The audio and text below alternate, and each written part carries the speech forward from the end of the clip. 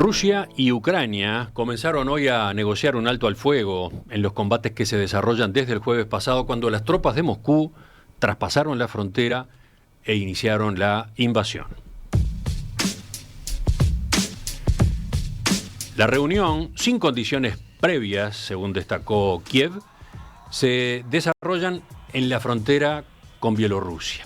Ayer, cuando se confirmó la realización de este encuentro, el canciller de Ucrania, Dmytro Kuleba, advirtió: no nos rendiremos, no capitularemos, no cederemos un solo palmo de nuestro territorio. Мы хотим встречаться, мы хотим окончания войны. Варшава, Братислава, Будапешт, Стамбул, Баку. Это все мы Digo las cosas claramente, como siempre. No creo que dé resultado, pero tenemos que intentarlo, declaraba por su lado el presidente Volodymyr Zelensky en uno de sus videos, esos que tanta repercusión han tenido en las redes sociales. En paralelo, el presidente ruso Vladimir Putin ordenó ayer activar en modo especial de combate el arsenal nuclear de su país. Este anuncio de Putin ocurrió en respuesta a los envíos de ayuda y armamento de países occidentales a Ucrania y en respuesta también a las primeras sanciones aprobadas contra Moscú, entre ellas la desconexión de varios bancos rusos del sistema de pagos internacional SWIFT y la congelación de los activos del Banco Central ruso en los países de la Unión Europea, Estados Unidos, Canadá y Reino Unido. Pero el domingo a última hora la Unión Europea dio a conocer más medidas. Se prohibió la emisión de las principales señales rusas de televisión internacional, en particular Russia Today y Sputnik, que son financiadas por el Estado. Se cerró el espacio aéreo de los 27 países de la Unión Europea a las aerolíneas rusas. Se amplió la lista de oligarcas, políticos, militares y periodistas próximos a Vladimir Putin, a los que se les congelan sus bienes en la Unión Europea y se les prohíbe la entrada en territorio comunitario. Y se acordó castigar al régimen bielorruso del presidente Alexander Lukashenko por su colaboración en la agresión a Ucrania. ¿Es posible frenar a Putin con este tipo de artillería, entre comillas? ¿Qué puede pasar en las conversaciones Rusia-Ucrania? Les proponemos analizar este momento del conflicto y para eso estamos en contacto con el periodista José Ramón Patterson, especialista en la Unión Europea, que tuvo una larga trayectoria como corresponsal en Bruselas de Radio Televisión Española. José Ramón, muy buenos días. Gracias por acompañarnos esta mañana. Muy buenos días, un placer que cuenten conmigo. En primer lugar, una definición rápida. ¿Cómo caracteriza usted este momento de la guerra, este que podemos señalar en números, es el quinto día de invasión? Yo creo que es un momento preocupante, diría más. Es un momento muy, muy preocupante y aunque efectivamente esas conversaciones se están produciendo en este momento y hay que darle una oportunidad a la paz, yo creo que hablar con Putin, que ha estado demostrando en los últimos días que es una persona muy poco fiable, no sé a dónde nos puede llevar. Vayamos entonces, a partir de esta síntesis que usted hizo recién y sobre la cual volveremos, vayamos a cómo está moviéndose la Unión Europea en particular.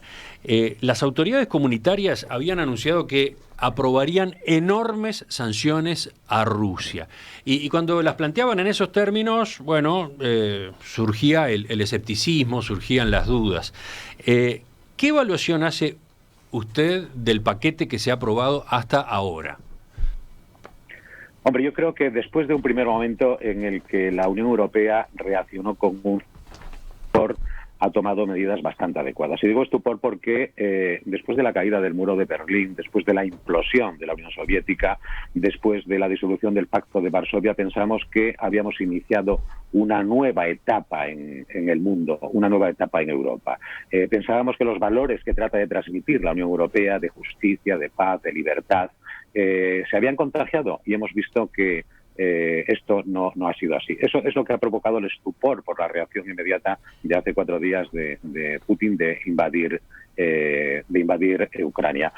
A partir de ahí, la Unión Europea ha ido gradualmente tomando las medidas que puede tomar. La Unión Europea no es un bloque militar, la Unión Europea no puede reaccionar apoyando militarmente a Ucrania porque no tiene ese dispositivo, con lo cual tendría que hacerlo dentro de la OTAN. La OTAN, a su vez, no puede reaccionar salvo que Ucrania fuese miembro de la Alianza Atlántica y se pudiese activar el artículo 5 de la Constitución de la Alianza, que recordemos solo se activó en una ocasión y fue activado por Estados Unidos cuando el ataque a las Torres Gemelas. Bien, en ese contexto, la Unión Europea, ¿qué puede activar?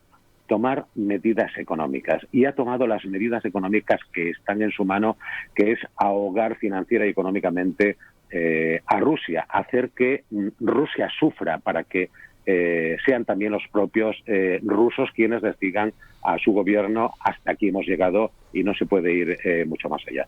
El problema es que, como decía antes, estamos tratando con un sátrapa, con un loco que es muy poco fiable, que no tiene ningún pudor en que su pueblo sufra con tal de conseguir absolutamente todo lo que quiere. Entonces, bueno, insisto, hay que darle una oportunidad a la paz.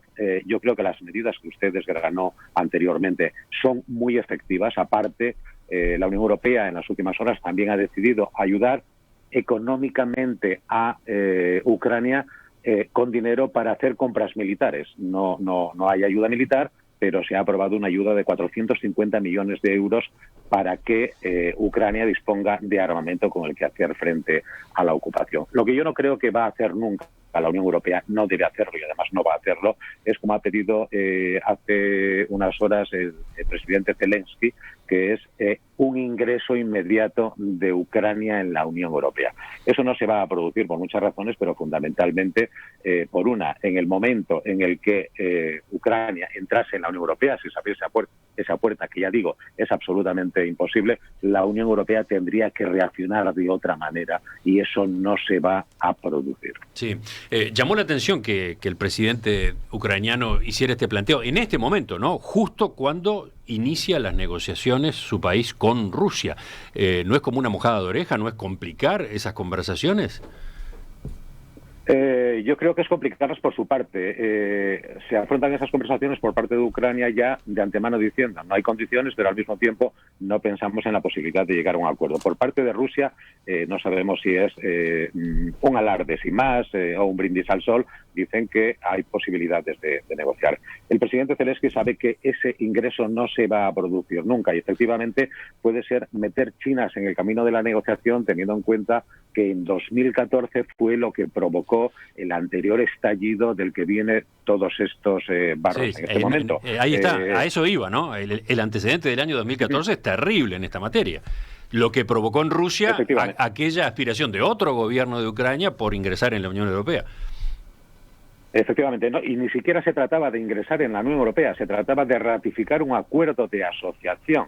La Unión Europea ha cometido, yo creo que Occidente, Europa, ha cometido muchos errores en los últimos años. Y yo creo que un error estratégico y político ha sido tratar de ocupar ese espacio que hasta la caída del muro de Berlín ocupó la Unión Soviética. Y yo creo que lo hizo aprovechándose de la debilidad en ese momento de Rusia, pero sin medir las consecuencias a largo plazo. Quiero decir, cae el muro de Berlín, se disuelve el pacto soviético y lo que se produce es un momento de debilidad en ese gobierno, que aprovecha, por un lado, la OTAN para ir ampliándose al este. Bueno, aquello fue en un momento de debilidad. No existía Putin en ese momento, no estaba Putin. Y por otro lado, la Unión Europea también pensó que extendiéndose al este sería bueno para la Unión Europea porque restaba influencia a Rusia. Eso hemos visto que a la larga no ha sido, yo creo que una buena estrategia.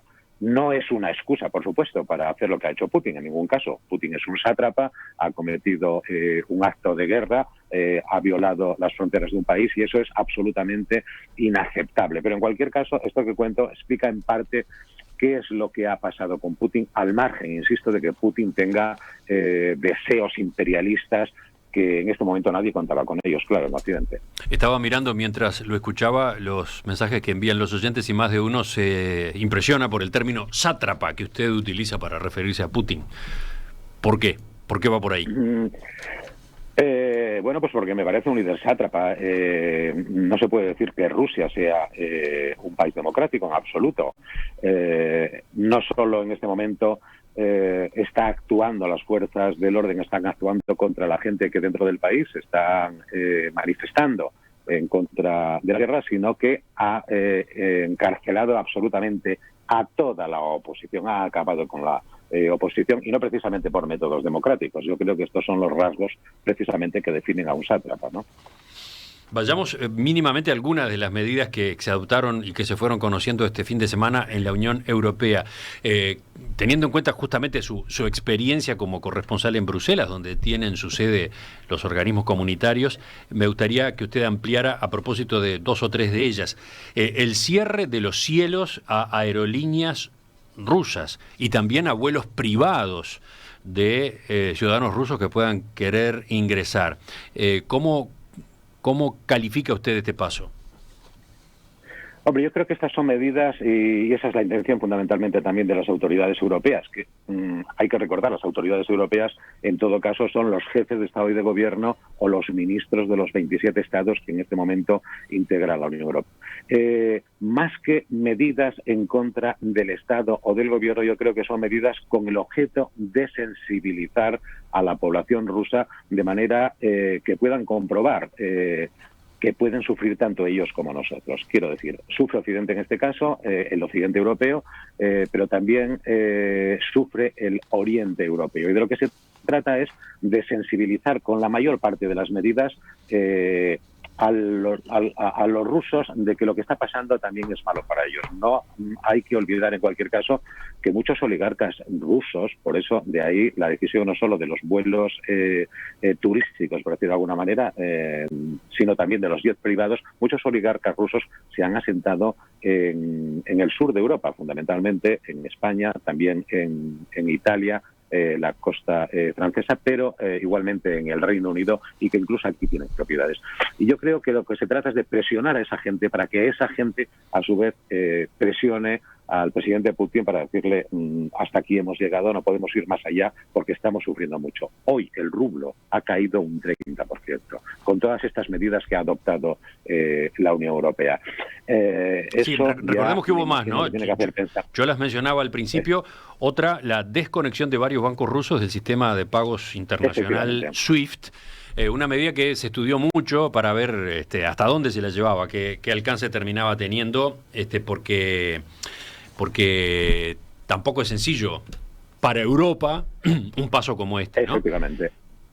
Efectivamente, ha sido una medida a la que algunos países, fundamentalmente Alemania, han sido reticentes desde el primer momento, ya que efectivamente eso ahoga financieramente a Rusia, a la Federación Rusa, ahoga relativamente a la Federación Rusa porque no puede hacer intercambios financieros con el resto del mundo, pero en parte también ahoga a Europa. Ese ha sido un paso medido. Es un paso que dificulta mucho también las relaciones de Europa, no solo con Rusia, sino con otras zonas del mundo, porque de lo que se trata es de aislar a un gran país en este momento del sistema financiero. Se ha meditado mucho, pero se ha tomado con, yo creo, el convencimiento de que será una medida coyuntural y que esto va a acabar pronto. Bueno, pues hay que verlo. Ya digo, han sido unos cuantos los países europeos que han sido muy reticentes porque no solo afecta a Rusia, aunque sí en mayor medida, pero también a la Unión Europea le hace bastante daño. Todas las medidas que está adoptando la Unión Europea en contra de Rusia no solo le hacen daño a Rusia, hacen daño también a la Unión Europea justo en un momento en el que estábamos intentando salir con una serie de medidas también muy potentes de las consecuencias de la pandemia. Y por eso yo creo que se han tomado las medidas, bueno, pues de manera bastante reflexiva, de manera bastante reflexionada y teniendo en cuenta, efectivamente, como usted decía, que todos vamos a sufrir un poco, ¿no? Ha habido medidas en el terreno de la guerra de la información, ¿no? Ya son de otro tipo estas, pero se prohibió la emisión de las principales señales rusas de televisión internacional. Usted como periodista, ¿qué dice?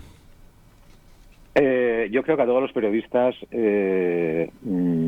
siempre nos molesta o estamos en contra visceralmente de que se censure medios de comunicación en todo el mundo. Yo eso es una medida que tengo absolutamente clara. Incluso cuando se censuró en su día las redes sociales del presidente Trump en Estados Unidos. Hombre, yo creo que todo tiene un límite, es verdad, todo tiene un límite, pero para eso está la legislación nacional, europea o internacional. Ahora bien, estamos hablando de dos medios de comunicación sufragados por el gobierno, que hay constancia fiable de que no son medios de información, sino medios de desinformación al servicio del gobierno, que no dudan en utilizar absolutamente todas las tácticas de propaganda que en su día puso Goebbels en práctica en Europa para llevar las aguas a su molino para defender a su presidente. Es más, directivos de Russia Today no se ocultan en decir que son medios de propaganda al servicio de Rusia. Yo creo que ningún medio de comunicación tiene que estar al servicio de nada salvo de la verdad. Y a partir de ahí, yo creo que podemos entrar a discutir cualquier asunto relacionado con la libertad de información. Pero insisto, yo creo que cualquier medio de comunicación, sea el que sea, tiene que estar al servicio del rigor, de la verdad, de contextualizar las noticias. Y eso no es lo que están haciendo precisamente estos medios de comunicación, que incluso, digo e insisto en ello, hacen alarde de que están al servicio del gobierno ruso. Falta conocer la reacción de Putin a las últimas medidas, a las que se dispusieron ayer domingo a última hora. Cuando esas todavía no estaban, Putin amenazó con recurrir a su arsenal nuclear. ¿Cómo fue tomado ese escenario que abría Putin con esa noticia? Hombre, yo creo que todo el mundo hemos tomado ese anuncio, esa advertencia, con un cierto escepticismo. Y lo digo porque desde una mente racional todos pensamos que el uso del arsenal nuclear sería el inicio de la guerra total y provocaría una devastación mundial de la que saldría un mundo que no tendría nada que ver con el nuestro. Entonces yo creo que todos confiamos al final en que eso no va a ocurrir nunca. Pero insisto, estamos hablando con una persona, estamos intentando hacer reaccionar a una persona que no sabemos hasta qué punto ha perdido el norte. Hoy leía en algunos medios de comunicación que incluso sus más próximos empiezan a decir que es complicado hablar con él. El presidente Emmanuel Macron, que habló con él hace unos días, decía que lo encontraba rígido y muy poco abierto a dialogar. Entonces, bueno, no sabemos una persona así cómo es capaz de reaccionar en un momento determinado si se nota muy agobiada, muy agarrotada, muy encerrada por las medidas que pueda tomar Europa. Yo creo que ahí Europa también tiene que ser, Europa, Estados Unidos, Canadá, los países que en este momento están actuando en apoyo de Ucrania. Yo también creo que tienen que ser muy prudentes y ver qué medidas se pueden tomar con el objeto de que no sean en un momento determinado tan excesivas, tan duras, que provoquen una reacción insospechada o sí sospechada por parte del presidente Putin, ¿no? Y para terminar esta parte de la conversación, José Ramón, le pregunto más en general, ¿se puede parar una invasión y una masacre sin intervenir militarmente? Porque de eso estamos hablando, ¿no? Ucrania, como ya quedó claro, es un país cercano a Europa, manejó la posibilidad de ingresar a la OTAN y por eso ahora queda a merced de Rusia, sin que sus amigos, entre comillas, del lado occidental lo defiendan en el terreno. Y no pueden hacerlo, ¿no? Parece claro que no deben hacerlo, que si lo hacen, ese sí que es el inicio de una hecatombe, algunos dicen hasta de la Tercera Guerra Mundial. Entonces, ¿se puede combatir sin armas militares? ¿Se puede combatir y derrotar o por lo menos frenar por este otro camino? ¿Qué antecedentes hay? La situación es complicada. Yo creo que la solución tiene que venir por parte de Rusia, precisamente, ¿no? Efectivamente, el uso de la fuerza militar por parte de Occidente en Ucrania nos pondría al borde, indudablemente, de la Tercera Guerra Mundial, con esa amenaza que tenemos encima de Putin diciendo que puede utilizar el arsenal nuclear. La utilización de fuerzas militares ajenas a Ucrania en Ucrania por parte de Europa es muy complicada por lo que decía antes. No hay que olvidar varias cosas. Primero, la Unión Europea no dispone de un ejército propio. Están todos los países integrados dentro de lo que es la OTAN. Es difícil que la Unión Europea, como Unión Europea, adopte una medida de este tipo, incluso movilizando a sus ejércitos en una unión de ejércitos. Eso es muy complicado en este momento, por un lado. Por otro lado, como decía, la OTAN, aunque se ha expandido al este, provocando en cierta medida esta situación, la OTAN se define como una organización política y militar, pero defensiva. Ese aparentemente es su objetivo y, de hecho, la instalación del escudo de misiles tiene carácter defensivo precisamente contra Rusia. Usted le pone aparentemente, supongo, porque hay antecedentes de que la OTAN fue utilizada para atacar también, ¿no? Efectivamente, se utilizó para atacar. Recordemos, decía antes, después de los ataques a Estados Unidos, se utilizó en Afganistán, esa fue la excusa, y fue la primera vez en la vida de la OTAN que se activó el artículo 5, que es el de defensa mutua. Esto es, cuando un país es atacado, cuando un país de la OTAN es atacado, los demás acuden en su defensa. Pero no hay que olvidar, que era lo que me refería anteriormente con ese aparentemente, que la OTAN también actuó en la antigua Yugoslavia. A eso iba. También actuó en la antigua Yugoslavia, pero el enemigo en la antigua Yugoslavia no tenía las características, eso también hay que reconocerlo, que tiene en este momento la Federación Rusa, ¿no? Ahí se trataba, en alguna medida, de cerrar aquel capítulo y parar la guerra, y fue lo que se consiguió. En este caso, cualquier actuación de la OTAN no conseguiría eso. Es verdad, por parte de la OTAN tiene esa excusa de que, al no ser Ucrania miembro de la OTAN, no puede actuar. Pero por otro lado, la OTAN no tiene ningún interés en actuar a no ser que sea atacada. Y nos queda la otra tercera pata, que es la ONU. ¿Qué utilidad, es lo que nos preguntamos muchos en este momento, qué utilidad tiene la ONU con su estructura y configuración actuales? El Consejo de Seguridad de Naciones Unidas, donde está Rusia, se ha reunido en los últimos días, pero no puede tomar ninguna medida, absolutamente ninguna medida, porque Rusia tiene derecho de veto. Quiero decir que cualquier medida que vaya a tomar el Consejo de Seguridad la va a paralizar. Los países que proponen condenas a Rusia lo hacen con el objeto de que se vea que están ahí, pero no tiene ninguna utilidad. Ahora, la otra expectativa con respecto a la ONU es que la Asamblea General de Naciones Unidas condene también mayoritariamente la invasión de Ucrania, pero las resoluciones de la Asamblea General de la ONU tampoco tienen ninguna vinculación, no son vinculantes y no sirven para nada. Eso es lo que va a ocurrir hoy, ¿no? El Consejo de Seguridad de Naciones Unidas sesionó ayer para dar paso a el traslado del tema a la Asamblea General. Esa era una cuestión de trámite en la cual el veto de algunos de sus miembros no jugaba. Por eso pasó efectivamente, y será hoy la Asamblea General quien trate el asunto. ¿Usted entiende que eso no resulta demasiado efectivo? Hombre, resulta efectivo en la medida en que se puede ver en qué situación está Rusia en este momento, qué países lo apoyan, no apoyan, o de manera tibia se mantienen al margen, viendo qué es lo que está pasando. Pero las resoluciones de la Asamblea General de la ONU no tienen absolutamente ninguna utilidad, como se está viendo o hemos visto en los últimos años, lo que está pasando en Israel con el conflicto israelo-palestino, ¿no? Hay múltiples resoluciones de la Asamblea General de Naciones Unidas que no se pueden aplicar porque no son resoluciones del Consejo de Seguridad, que en realidad es el único que tiene capacidad para adoptar una decisión que sea vinculante para todos, ¿no? Uh-huh. Entonces, después de este recorrido que usted hizo de caminos posibles, vuelvo a la pregunta. El tipo de artillería que está usando la Unión Europea con Estados Unidos, con otros países occidentales, ¿es efectiva?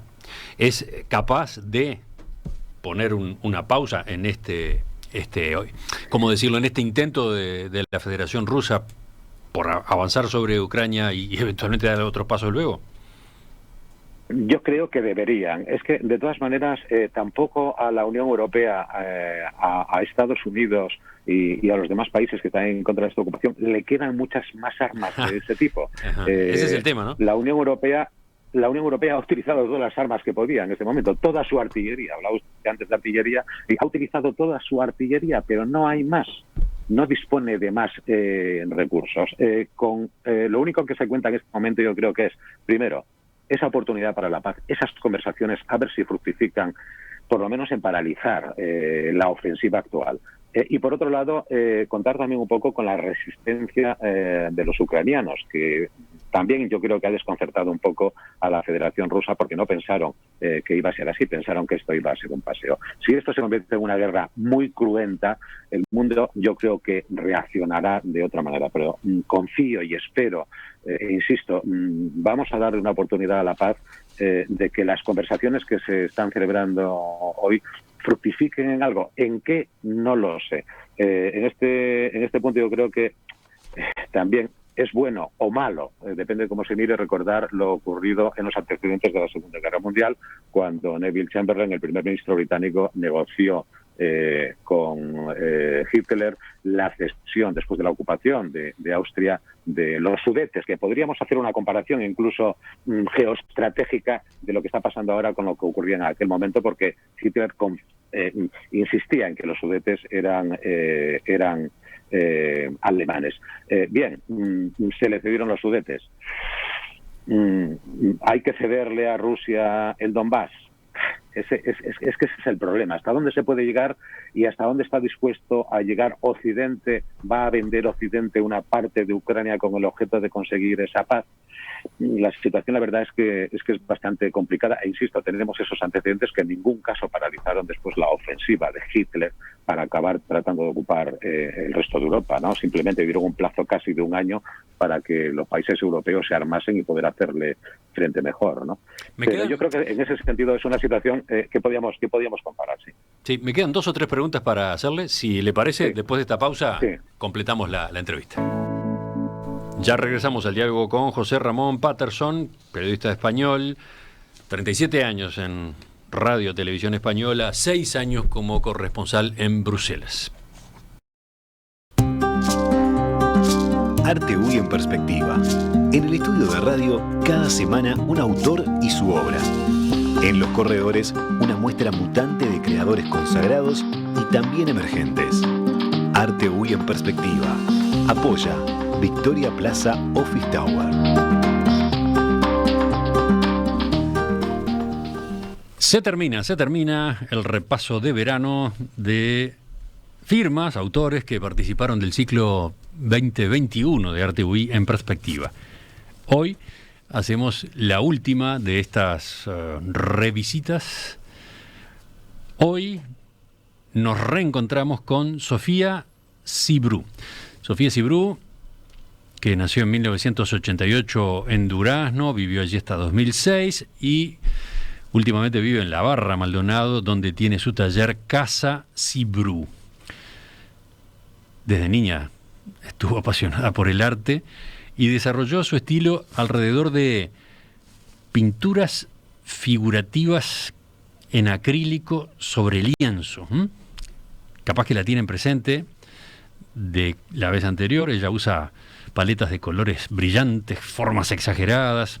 Su trabajo está lleno de personajes curiosos que despiertan, por ejemplo, una maravilla infantil. Tiene una onda que va por ese lado.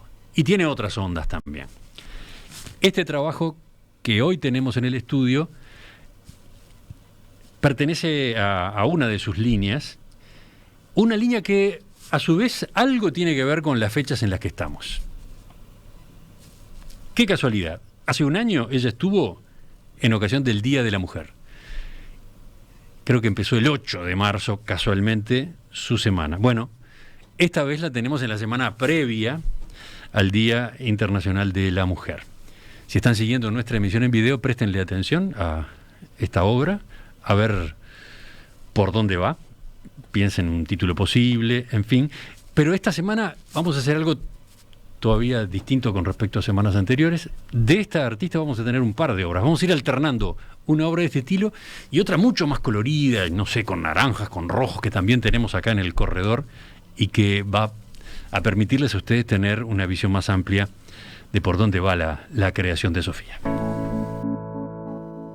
¿Qué puede pasar con el conflicto en torno a Ucrania a partir de las negociaciones que han iniciado hoy los gobiernos de Rusia y de la propia Ucrania en territorio bielorruso?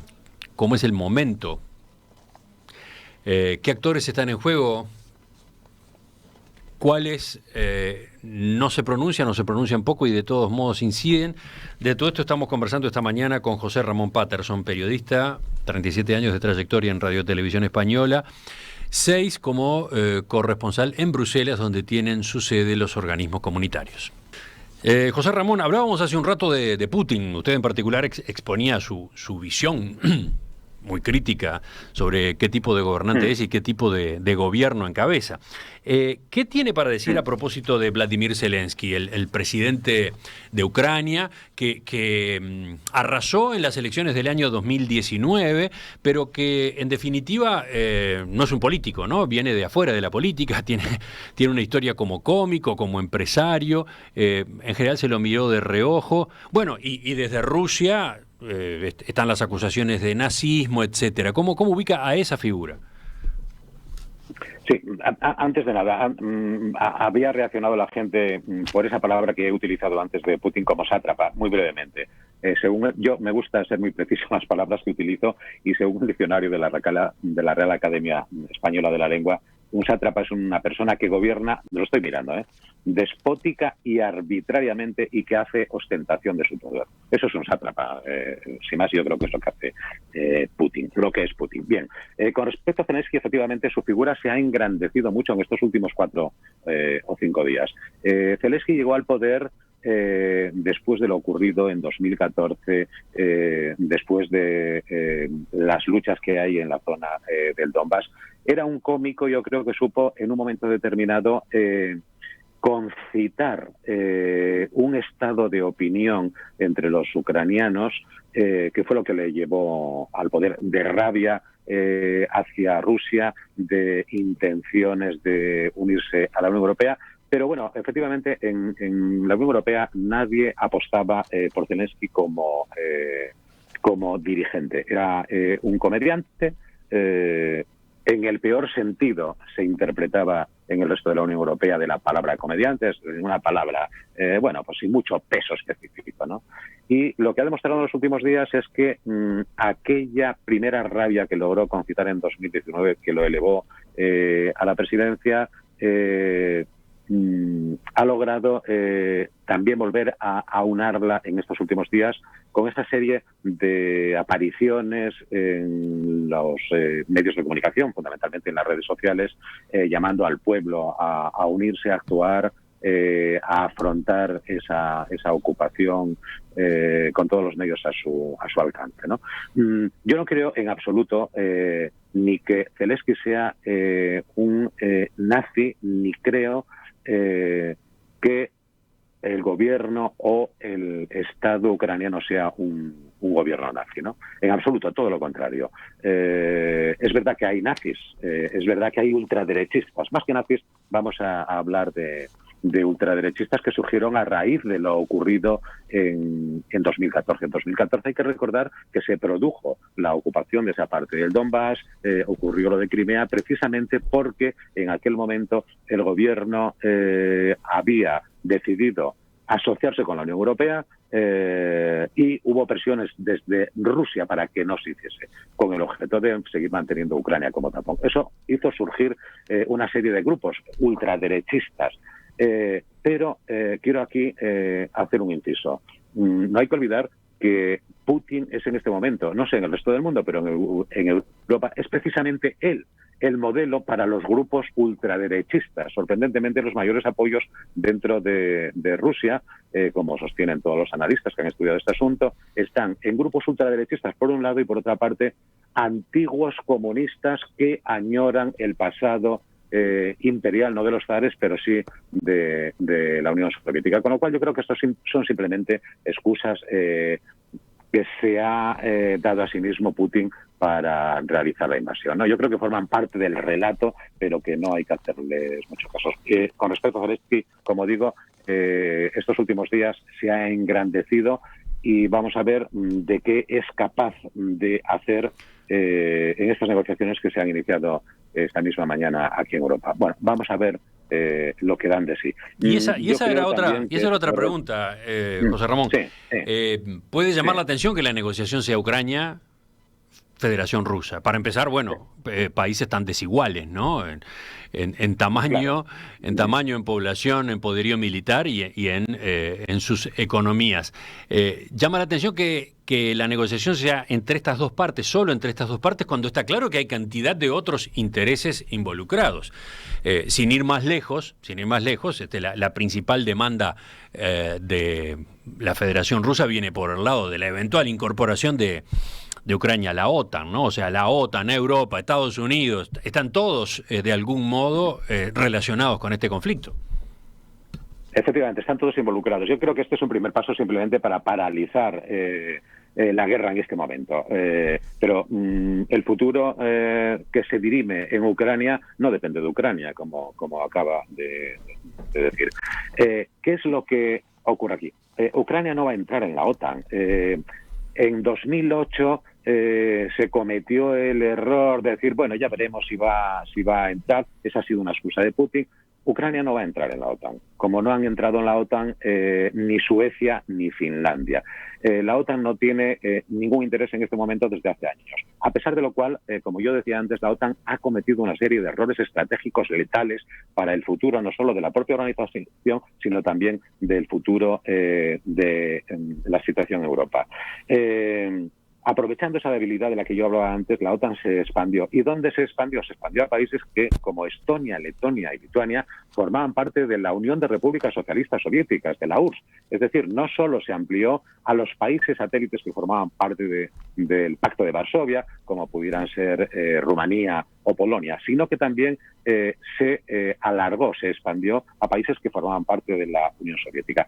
¿Qué necesidad había en un momento en el que, como decía anteriormente, se había aparentemente acabado la Guerra Fría, de que la OTAN se expandiese hasta ahí? Bien, ha llegado Putin y ha dicho, hasta aquí. Yo necesito una serie de países, no ya que estén bajo mi órbita, pero sí que en un momento determinado sean un colchón para evitar una confrontación fronteriza.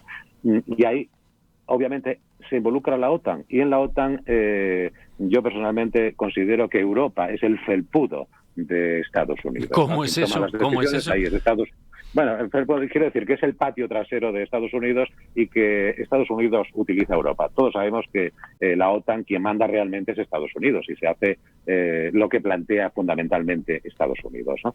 Entonces, la negociación tiene que estar con Estados Unidos, con la OTAN, obviamente, con Estados Unidos dentro de la OTAN, por un lado, pero por otro lado también con la Unión Europea, para decir a la Unión Europea hasta dónde está usted también dispuesta a expandirse. Como decía anteriormente, Ucrania no va a entrar en la Unión Europea en este momento y en el hipotético caso de que se plantease, hay que cumplir una serie de requisitos que en este momento yo no tengo muy claro que cumpliese Ucrania. Por eso digo, por lo que usted mismo señalaba, uno de los pendientes, uno de los asuntos pendientes en esta crisis es una autocrítica de la OTAN, ¿o no?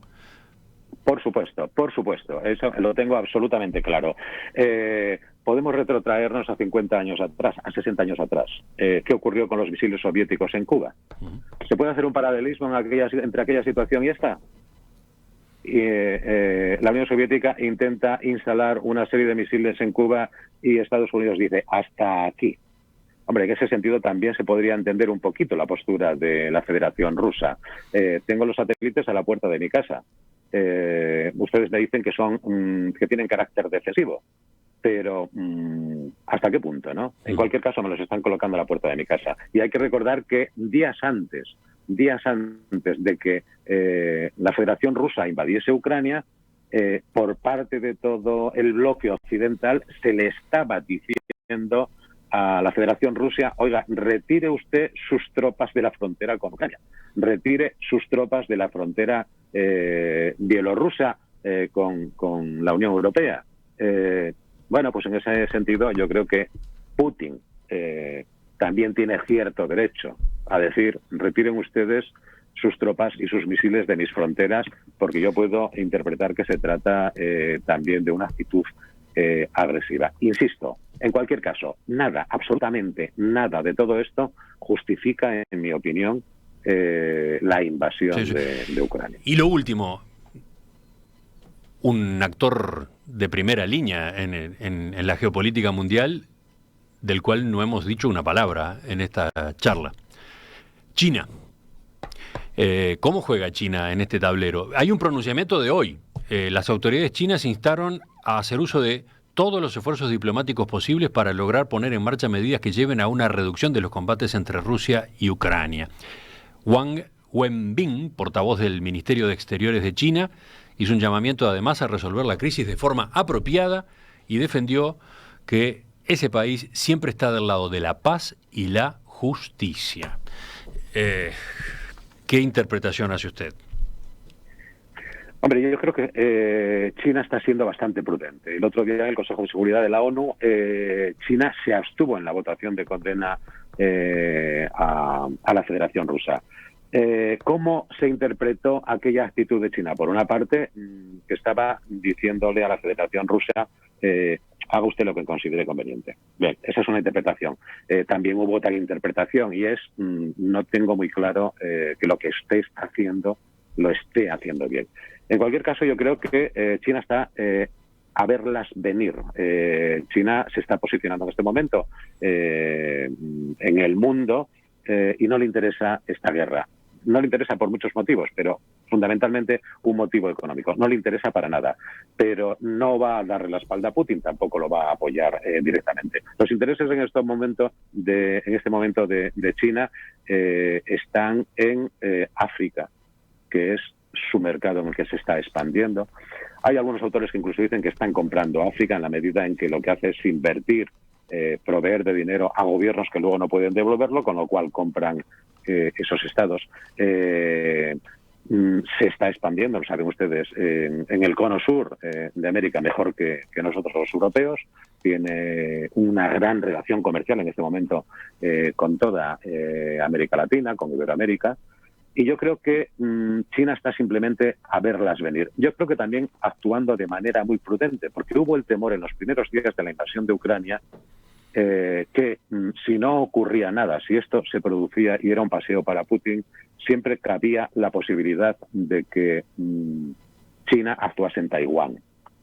Bien, no sé hasta qué punto ese temor es cierto, pero yo creo que simplemente eso está a verlas venir. Y lo que ha dicho hoy de darle una oportunidad a la negociación es exactamente lo mismo que viene diciendo en los últimos días. Pero también hay que recordar que en el Consejo de Seguridad de la ONU el otro día dijo hay que resolver diplomáticamente este asunto, pero también añadieron, ahora bien, hay que tener muy en cuenta las preocupaciones que tiene la Federación Rusa con respecto a todo lo que hemos estado hablando, ¿no? Esa expansión de la OTAN, de la Unión Europea y la colocación, bueno, pues de barreras de misiles y de tropas en la frontera con ellos, ¿no? José Ramón Patterson, periodista español especializado en la Unión Europea a partir de su larga experiencia como corresponsal en Bruselas. Le agradezco su atención a nuestra llamada esta mañana, le agradezco este panorama que ha dado, su visión en torno a esta crisis y los escenarios que pueden venir por delante. Nos mantenemos en contacto, si le parece. Estupendo, muchísimas gracias a ustedes por contar con mi opinión, que yo creo que es la opinión de muchos europeos, pero en cualquier caso no deja de ser la mía, efectivamente. Ha sido un gusto. Y gracias por escucharme. Hasta la próxima, entonces. Igualmente. Hasta la próxima, un saludo.